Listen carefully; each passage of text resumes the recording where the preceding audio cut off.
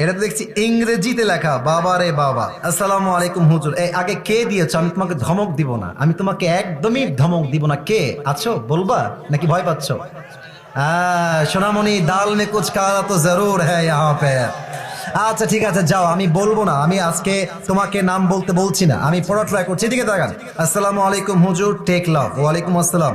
Please answer, দয়া করে উত্তর দিবেন। আচ্ছা, আ গার্ল নেমড এ, মানে সে পরিপূর্ণ নামটা উল্লেখ করে নাই, ঠিক আছে।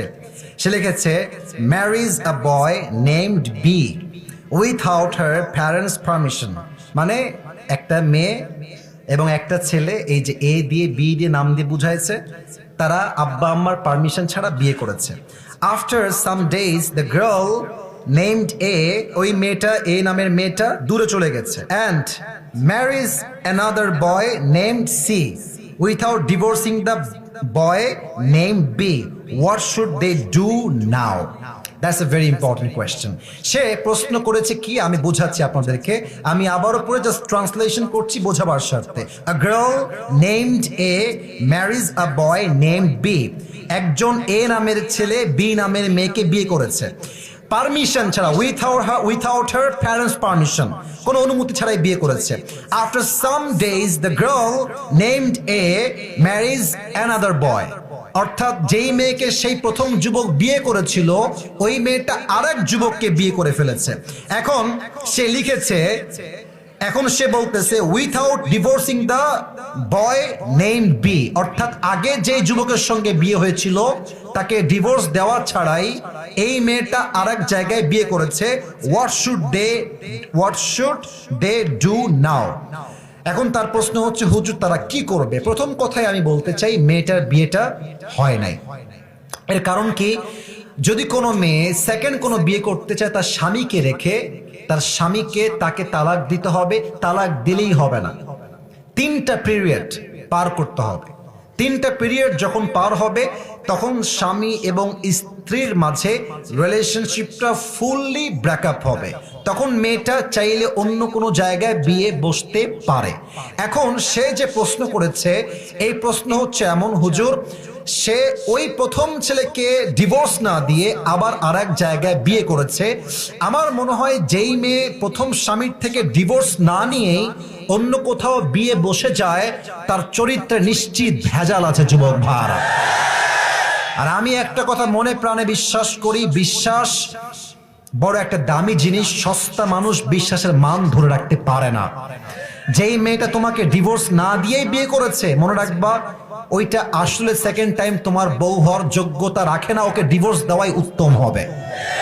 তবে মেয়েটা যদি এখন সত্যি বিয়ে করে সংসার করে, আমি আপনাকে কোরআন দিয়ে বলছি, হাদিস থেকে বলছি, কোরআনের চোখ দিয়ে বলছি, হাদিসের চোখ দিয়ে বলছি, মাসআলার চোখ দিয়ে বলছি, মেয়েটা এখন স্বামীর সঙ্গে থাকলেও জেনা হবে, শুইলেও জেনা হবে, ডানে বামে যাবে, একসঙ্গে থাকবে, দ্বিতীয় স্বামীর সঙ্গে প্রত্যেকটা কাজ জেনার শামিল হবে। কারণ তার প্রথম বিয়ের থেকে সে এখনো মুক্তি পেতে পারে নাই। কথা ঠিক আছে কিনা বলে? আর যে আমাকে প্রশ্ন দিয়েছো তাকে আমি এতটুকু বলতে চাই, যদি এটা তোমারই ওয়াইফ হয়, আমি জানি না কার ওয়াইফ, বাট তোমার বন্ধুরও যদি ওয়াইফ হয়, বন্ধুকে আমার এই মেসেজটা বা ভিডিও পাঠিয়ে দিও। এরকম মেয়ের সঙ্গে সংসার করার কোনো দরকার নাই। এবং এই মেয়েটা যা করছে এখন, বিশ্বাস করেন, যাকে যে বিয়ে করেছে, ওই মেয়েটা যাকে বিয়ে করছে, ওর জীবনটাও জাহান্নাম হয়ে যাবে। এবং মেয়েরা, ভাই কি বলবো, বললে কথা বের হয়, মেয়েরা বিয়ের সময় এত পরিমাণ মিথ্যা বলে।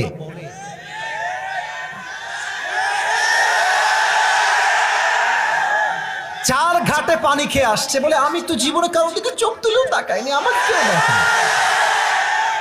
এই মিথ্যা কথা বলে যুবকটাকে বিয়ে করে, আর যুবক পরে গিয়ে জানতে পারে যে এইটা সবচেয়ে নষ্টা ক্যাটাগরির মেয়ে। যুবক ভাই, আমার প্রিয় বোনেরা, আপনার বিয়ের পূর্বে সত্য বলবেন, যা বলবেন বাস্তব বলবেন। আপনি আজকে আটা মেখে বিয়ে করবেন, আপনাকে তো বাসর করে মুখ ধোয়া লাগবে যুবক ভাইরা। কথা ঠিক আছে না? তো আমরা বলি, আগের বেজার ভালো, পরের বেজার ভালো না। যা আছে বলে দেন, বাস্তবতাকে হাইলাইট করেন। যে ভালোবাসবে সে সবকিছু মেনে আপনাকে ভালোবাসতে চাইবে, ঠিক কিনা? আল্লাহ যেই মেয়েটা এত বড় বেঈমানি বাটপারি করেছে, আল্লাহকে হেদায়েত দান করুক। পরে সবাই আমিন। আর আমার মনে হয় যে এর পেছনের বাপ মায়ের হাত আছে, মেয়ের বাপ মায়ের হাত। মেয়ের বাপ মা বলে, এই তুই চলে আয়, তোর যা লাগবে আমরা তোকে দেব। বাট মাথায় রাখবেন, মেয়ের একবার ডিভোর্স হয়ে গেলে মেয়ের গায়ে কলঙ্কের দাগ লেগে যায় যুবক ভাইরা, নেক্সট টাইম সহজে বিয়ে হতে চায় না। তো যেই মেয়েটাই কাজ করেছে ওকেও আল্লাহ হেদায়েত দান করুক, আর যেই যুবককে ওই যে প্রথম পুরুষ যাকে সে বিয়ে করেছিল, আল্লাহ তাকেও সহি সমাজ দান করুক, সবর দান করুক। আমরা সকলেই পড়ছি আমিন।